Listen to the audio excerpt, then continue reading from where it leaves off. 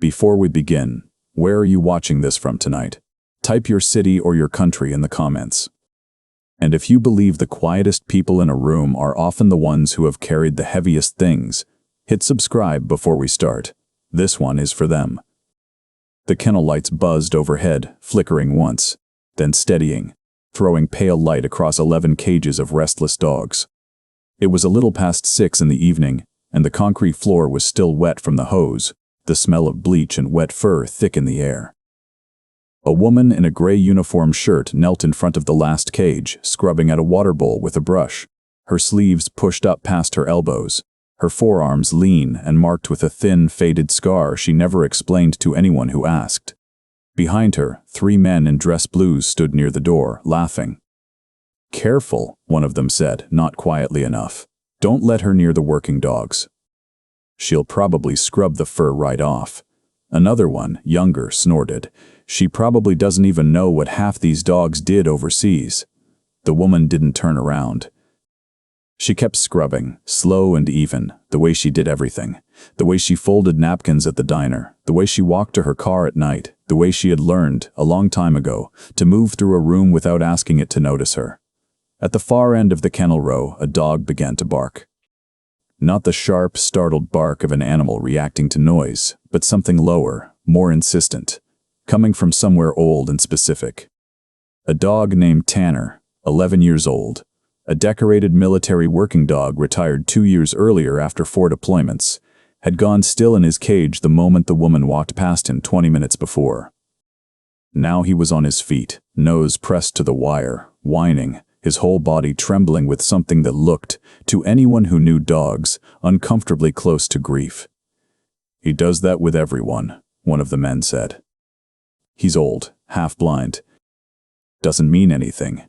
But the oldest man among them, a colonel, silver at his temples, standing a little apart from the others with his hands folded behind his back, had stopped laughing. He was watching the dog.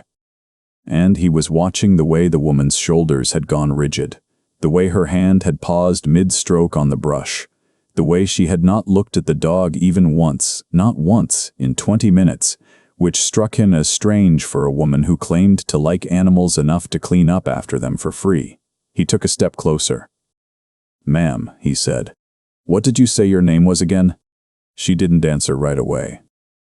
And for a moment, in the flickering light of that kennel, the only sound was Tanner's low, urgent whine and the drip of water from a hose no one had turned off. The colonel's eyes narrowed. Something in his memory had shifted, like a key turning in a lock he didn't know was there.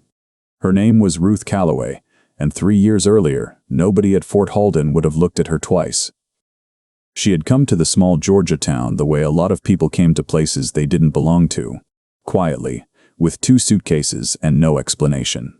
She rented a single room above a hardware store on Persimmon Street, paid her rent in cash on the 1st of every month, and took the first job she was offered, which happened to be waiting tables at a diner called the Blue Kettle, 3 miles from the edge of the base. She was good at it. Not flashy good. She never remembered a joke long enough to repeat it, never flirted with the truckers who came through on Friday nights, but good in the way that mattered. She remembered how people took their coffee. She noticed when a soldier's hands shook too much to hold a fork steady, and she'd bring the food already cut, no comment made, no attention drawn. She noticed when an old man sat alone in the corner booth on the anniversary of something, and she'd bring him a slice of pie he hadn't ordered, on the house, and never once ask why. She noticed things because noticing had once been her job, the kind of job where missing a detail cost more than a bad tip. She worked the 6 a.m. shift, then again from 4 to close. In between, on the days her body allowed it, she picked up part-time hours at the base's kennel facility, cleaning cages, refilling water, walking dogs that other people were too busy or too tired to walk. It didn't pay much. She didn't need it to. She needed the smell of it.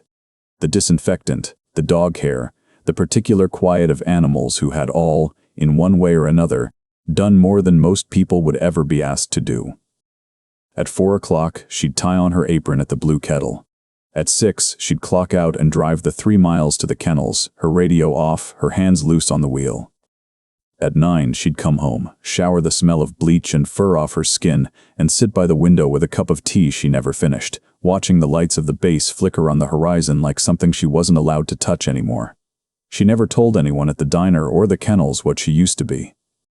She let them believe what they wanted, that she was just a woman who liked dogs, who needed the extra money, who kept to herself because that's simply who she was. It was easier that way. Easier to be underestimated than to be asked questions she didn't have gentle answers for. But before that shift in the kennels ended, the truth she had buried for 3 years would come walking through the door on 4 legs, wearing a collar she recognized before she even saw his face. Ruth Calloway had once been Staff Sergeant Ruth Calloway, United States Army, a combat medic and certified military working dog handler assigned to the 341st Military Working Dog Detachment. For 6 years, she had served 2 tours, the second of which ended in a compound outside Kandahar that she did not let herself think about except in the hours just before dawn, when sleep refused to come, and the memory arrived anyway, uninvited, exact in every detail, down to the smell of dust and diesel, and the particular color the sky had turned that morning. She had been partnered, for the last 18 months of her service, with a Belgian Malinois named Tanner. He was young then, barely 3, all muscle and nerve and unteachable stubbornness until she got hold of him. The first week, he had refused every command she gave him, except when she used her hands instead of her voice, and it had taken her nearly a month to understand that he simply needed to trust the person giving the order before he'd follow it, which was, she often thought later, not so different from most living things. They had worked together through 2 deployments. He had found 4 IEDs before they could take a single step closer, freezing in that particular stillness that meant everyone behind him needed to stop breathing until she gave the all clear. He had pulled a wounded corporal named Deshaun Griggs out of a collapsed doorway by the sleeve of his uniform while she held pressure on an artery with her bare hand and screamed for a medevac that felt like it would never come, the radio crackling uselessly, her own voice gone hoarse from shouting coordinates into static. And on the day everything changed, in the same compound, in the same hour, Tanner had planted himself over her body when a round caught her in the side, refusing to let anyone near her, not the medics, not her own commanding officer, until they proved, through a specific voice command that only she and Tanner knew, that they meant her no harm. She remembered very little of the next 20 minutes except the weight of him standing over her, his growl low and constant, and the strange, absurd comfort of knowing that whatever happened next, at least one thing in that compound was still entirely on her side. She survived. Tanner earned a service commendation. And 6 months later, in a hospital in Germany, a medical board looked at the shrapnel still lodged too close to her spine to safely remove, and told her, gently but without room for argument, that her career as an active-duty medic and handler was over. She remembered asking the doctor, in a voice she didn't recognize as her own, what would happen to her dog. The doctor hadn't known. Nobody had known. That wasn't a medical question. They did not retire Tanner alongside her. Working dogs, at the time, were reassigned based on operational need, not sentiment, and Tanner, young, decorated, still years from retirement age, was reassigned to a new unit, a new handler, a new war she would never see the end of. She learned about the reassignment from a letter, 3 weeks after her discharge paperwork was finalized, a single paragraph informing her that military working dog Tanner had been transferred to Fort Bragg for continued service, and that she should consider this notice sufficient closure to the matter. She had asked, in writing, twice, to adopt him. Both requests were denied on procedural grounds. The first because he was still classified as operationally active. The second, 18 months later, because by then he had been reassigned twice more, and the paperwork trail had grown too tangled for anyone to want to untangle it on behalf of a former handler with no current standing in his chain of custody. And so she left the army with a medical discharge, a folded flag she never displayed, and a silence about Tanner that she carried the way some people carry grief for a person instead of a dog.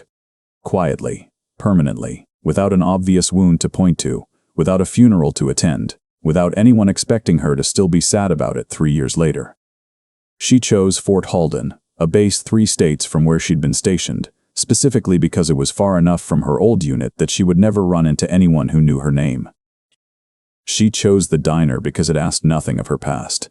She chose the kennels because being near working dogs, even ones that weren't hers, was the closest she could get to something she had lost and could not name out loud without her voice breaking. She told herself this was enough.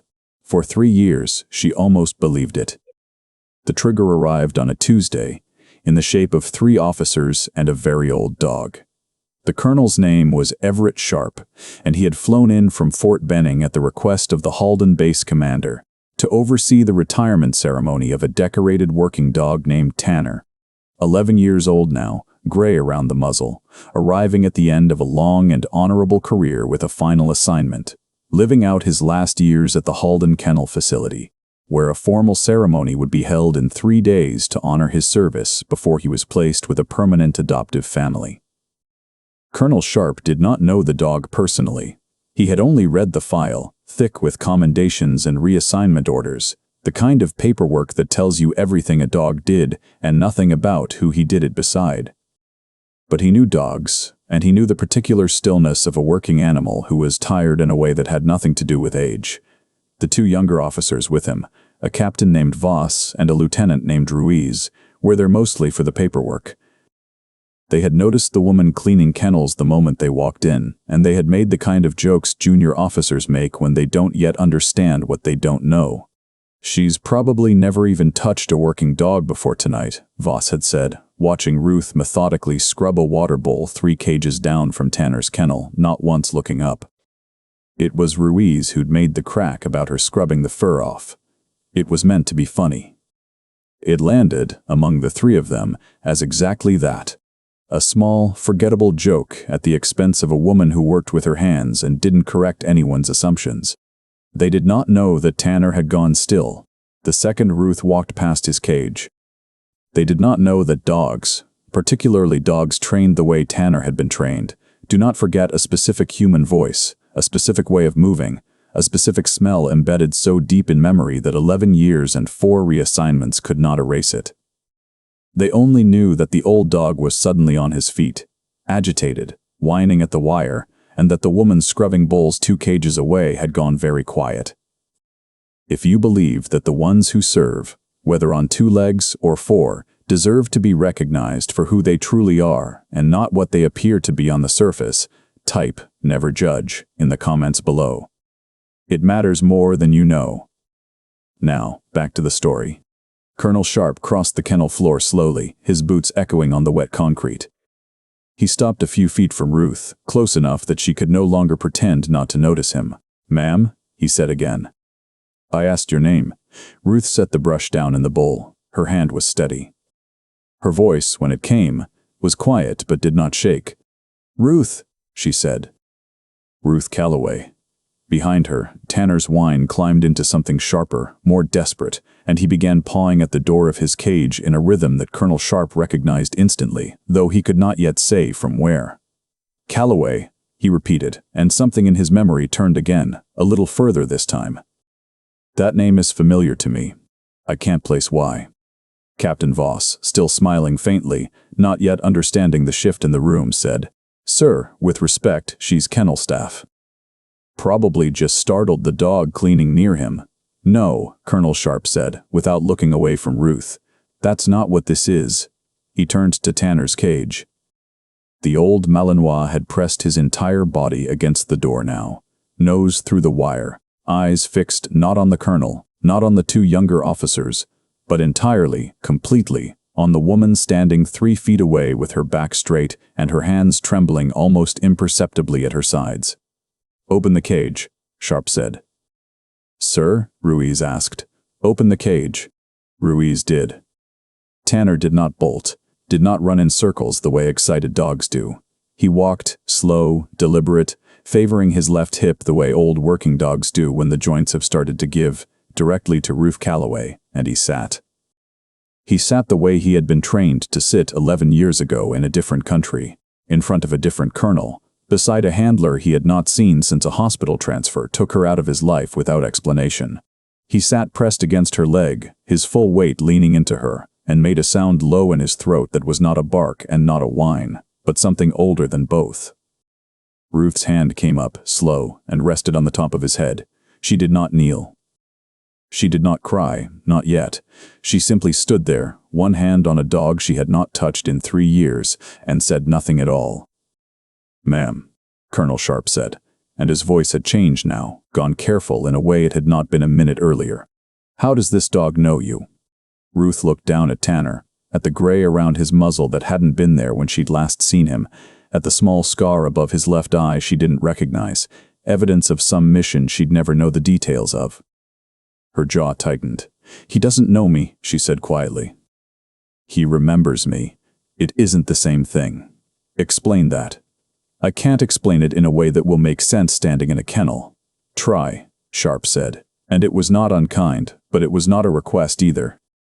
Ruth was quiet for a long moment. Then she said, "Ask him to do a controlled release." Not a command word, you know. One only his last certified handler would have used before medical discharge in 2020. If I say something you don't recognize and he responds to it, that will explain more than I can. Captain Voss opened his mouth to object, but Colonel Sharp held up a hand. "Do it," he said. Ruth crouched down then, finally, her knees cracking against the wet concrete, and put her face close to Tanner's, the way she used to do in a compound 11 years ago and 100 times since, only in memory. She said 4 words, low, almost inaudible, in a tone that was not a command so much as a private language between 2 beings who had once depended on each other to survive. "Down, Tanner. Watch me." Tanner dropped instantly into a full down position, chin on his paws, eyes never leaving her face, his whole body vibrating with something that looked, unmistakably, like relief. Nobody in that kennel spoke for several seconds. "That is not a standard command," Ruiz finally said, quietly now, all the earlier humor gone out of his voice. "That's not in any training manual I've seen." "No," Colonel Sharp said, "it wouldn't be. It's a handler-specific command. Every handler develops variations no one else uses. If she's giving that command and the dog is responding to it flawlessly after, what, a decade? 11 years, Ruth said, since I was assigned him. 3 since I last saw him." Colonel Sharp crouched slowly, wincing slightly at his own knees, and looked at her directly, searching her face for something. "Calloway," he said again, and then it clicked, the memory finally surfacing whole. "Staff Sergeant Ruth Calloway, 341st Military Working Dog Detachment. Kandahar Province, 2019. You were the medic who held pressure on Corporal Griggs's leg for 40 minutes under fire, while your own working dog held off an entire compound room by himself." Ruth's hand tightened slightly against Tanner's fur. "I don't like to talk about it. I read your file 3 years ago," Sharp said, "when I was reviewing commendations for that operation. I remember your name because I remember thinking no citation I'd ever written did justice to what actually happened in that room. And I remember thinking the Army let a good handler go because paperwork said her spine couldn't handle the job anymore, and nobody bothered to ask what happened to the dog she left behind. They reassigned him," Ruth said. "That's standard. I asked to adopt him. Twice. Both requests were denied." "Why?" "Because he still had operational value and I no longer did," Ruth said, and there was no bitterness in her voice, only the flat exhaustion of a fact repeated too many times to still hurt in a new way. That's what the letter said, more or less. Captain Voss, who had gone very pale in the last several minutes, said quietly, "Ma'am, I made a joke earlier. About you not knowing what these dogs had done overseas." "I heard it," Ruth said, not unkindly. "I apologize." "I didn't know. You weren't supposed to know," Ruth said. "That was the point." Colonel Sharp stood slowly and looked down at the 2 of them. The woman and the old dog pressed together on the wet concrete floor of a kennel. Neither of them had expected to matter this much in the space of 10 minutes. "Sergeant Calloway," he said, "I need you to tell me everything, from the beginning. Because in 3 days, this dog has a retirement ceremony scheduled, and right now every part of me is telling me we have the wrong plan for how that ceremony should go." Ruth was quiet for a long moment, her hand still resting on Tanner's head, feeling the familiar shape of his skull under her palm. a shape she had memorized with her hands, the way you memorized the geography of someone you love. Then, slowly, sitting on the wet floor with her back against the cage wire, she told him. Not all of it at once. She'd never been able to tell it all at once, but enough. The compound. The 4 devices. The doorway. Griggs's leg and the sound his breathing made when it started to slow. The round that caught her side. The growl that kept a room full of her own people at bay until she gave the words that told Tanner it was safe. Colonel Sharp listened without interrupting, and when she finished, he was quiet for a long moment, looking at the dog, then at her. Sergeant Calloway, he said, I need to make some calls. The story might have ended there quietly, with the colonel making a phone call and a piece of paperwork getting rerouted.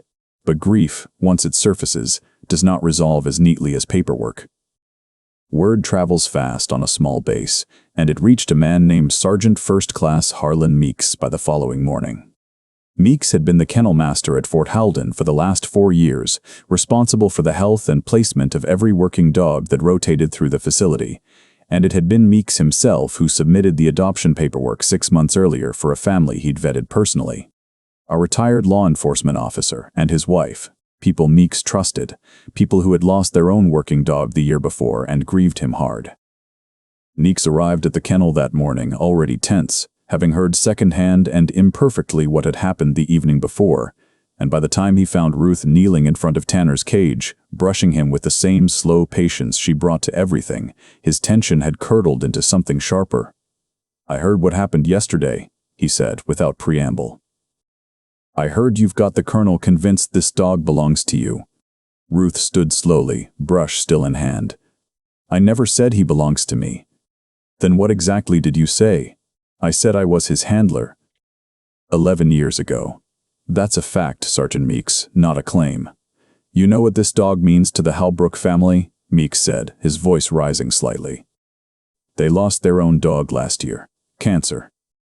11 years old, same as Tanner. They've been grieving for a year, and I promised them a good placement. I promised them this dog, specifically, because I thought he'd do well with people who understood what a working dog needs. I don't doubt that, Ruth said quietly. I'm not trying to take that from them. Then what are you trying to do? Because from where I'm standing, a woman who cleans kennels part-time just upended a placement I spent 6 months arranging, based on some old army story nobody can verify. Ruth's jaw tightened, and for the first time in 3 years, standing in that kennel with Tanner's head pressed against her hip, something in her wanted to argue back, wanted to defend herself loudly the way Meeks was accusing her loudly. She didn't. She had learned, a long time ago, in rooms far worse than this one, that the loudest voice rarely carries the truth further. Ask him, she said instead, nodding at Tanner. Not me. Ask him. Dogs don't testify, Ms. Stoggs don't testify. Calloway. No, she agreed. But they don't lie either. It was Colonel Sharp who arrived 20 minutes later, having heard through the base grapevine that Meeks had gone to confront the woman directly, and it was Colonel Sharp who settled the room with 4 words that ended the argument before it could grow any larger. I've seen his file, he said, the transfer file from 2020. There's a line in it, buried in an administrative note, stating the gaining unit was informed the dog's previous handler had submitted 2 adoption requests, both denied due to what the note calls operational status of animal. Sergeant Meeks, did you know that history when you began the adoption process 6 months ago? Meeks went quiet. No, sir. I didn't have access to that file. I only had his most recent service record. Then you built a placement plan without knowing this dog had a handler who fought, on paper, twice, to keep him, and was denied for reasons that had nothing to do with either of their well-being. I still made a promise to the Halbrooks, Meeks said, quieter now, some of the fight gone out of him. I know, Sharp said. And I'm not going to pretend that doesn't matter. It does. But I need you to understand something else that matters just as much. That dog didn't choose to forget her. The Army chose to separate them, and now the Army has a chance to fix a decision it got wrong the first time. I'd like to sit down with you, and with the Halbrooks, and figure out how to do right by everyone in this. Because right now, The only person in this building who hasn't asked for anything is the one person who has the most reason to. He looked at Ruth. You haven't asked me for him. Not once, since yesterday. I learned not to ask for things I don't think I'll be given, Ruth said quietly. Then let me ask you something instead, Sharp said. If it were up to you, completely, with no politics and no paperwork in the way, what would you want to happen to that dog? Ruth looked down at Tanner, who had not left her side once in the last 18 hours, who slept now with his head resting against her boot, exhausted in the particular way that comes after finally putting something down you've been carrying too long. I'd want him to spend whatever years he has left somewhere. He doesn't have to work for anyone anymore, she said. Somewhere warm. Somewhere quiet. I'd want him to know, every single day, that nobody is going to send him away again. And could you give him that? I could, Ruth said. I've had 3 years of practice giving myself the same thing, badly. I think I could do it better for him. Colonel Sharp was quiet for a long moment. Then he turned to Meeks. Get the Halbrooks on the phone, he said. Not to cancel anything. To include them. I have a feeling that once they hear this story, they won't want to take this dog from the one person who spent 11 years earning his loyalty. I have a feeling people who've grieved a working dog of their own will understand this better than any of us standing here. He was right. The Halbrooks arrived at the base that same afternoon, and it was Mrs. Halbrook who cried first, not out of disappointment but out of something closer to recognition, gripping Ruth's hand in both of hers and saying only, "We know what it is to lose one of these dogs before you're ready. We won't be the ones who take you from each other twice." The ceremony that had originally been planned as a quiet handoff to the Halbrook family became, 3 days later, something else entirely. A public honoring, held on the small parade field behind the base chapel, attended not only by the Halbrooks, who arrived with a hand-carried casserole and open arms, insisting they simply wanted to meet the woman Tanner had chosen, but by nearly 40 other people. Colonel Sharp stood at a small podium set up on the grass, Tanner sitting at attention beside Ruth's chair in the front row, his gray muzzle lifted, his posture straighter than it had been in months. 11 years ago, Sharp said. A dog and his handler walked into a compound in Kandahar province, and only one of them walked out uninjured. The dog held a room by himself against orders, refusing to let a single person near his handler until she gave him the words that told him it was safe. That is not training. Training gets a dog through a door. Loyalty is what makes him stand in that doorway alone, refusing every other command, until the one voice he trusts tells him otherwise. He paused, looking out over the small crowd. We got some things wrong back then. We separated 2 soldiers who had earned the right to finish their service together, and we told ourselves it was procedure, and procedure is sometimes just a word we use for decisions we don't want to examine too closely. I can't undo 11 years. I can't give back the years this dog and this woman spent apart, both of them, in their own ways, waiting for something they didn't think they'd get back. He looked down at Ruth, who sat very still, one hand resting on Tanner's back. But I can do this. He held up a small leather case, opened it, and inside was a collar tag, newly engraved, alongside a folded certificate. Effective today, military working dog Tanner is formally retired from federal service and released into the full custody of former Staff Sergeant Ruth Calloway, his original certified handler, with the gratitude of every soldier whose life he protected, and an apology, long overdue. For every year this should have happened sooner. He knelt slowly in front of the dog and clipped the new tag to his collar. As he did, the worn, faded original tag Tanner had carried through 4 deployments, and 2 handlers slipped loose from where it had been fastened, sliding free and landing in the grass at Ruth's feet.